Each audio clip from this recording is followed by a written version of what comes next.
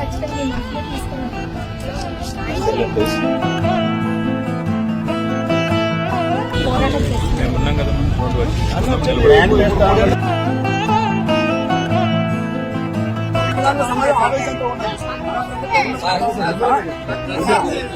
పోరాటం సంక్షేమాన్ని సార్ ఈ ప్రభుత్వం వచ్చింది మా వికలను పట్టించుకునేది సార్.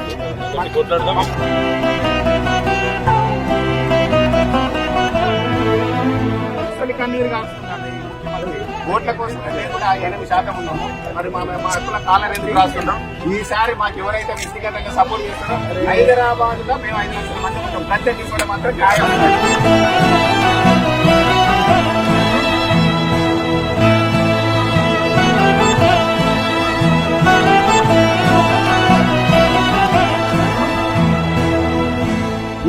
రాష్ట్రంలోని దాదాపు 6.5-7 లక్షల మంది దివ్యాంగులు ఉన్నారు.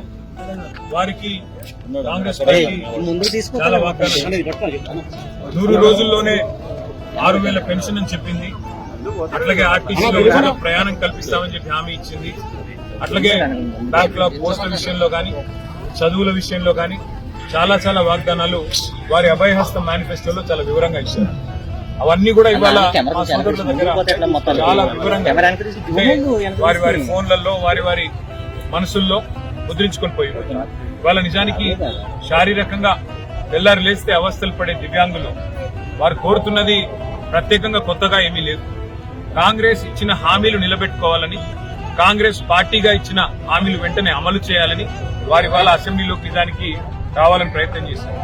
నేను అడిగాను, అసెంబ్లీలో లోపలికి రానియండి, మా లెజిస్లేచర్ పార్టీ ఆఫీసులో కలుద్దాము, వారు బయట రోడ్ల మీద కలవడం కరెక్ట్ కాదు అని.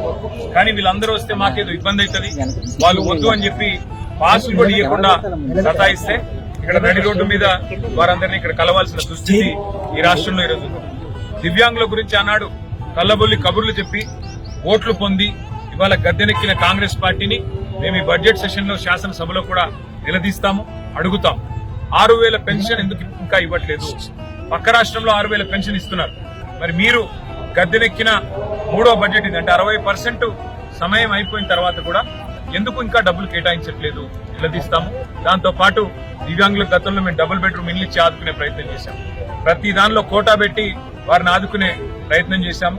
భవిష్యత్తులో ఇంకా ఎక్కువ చేస్తాము.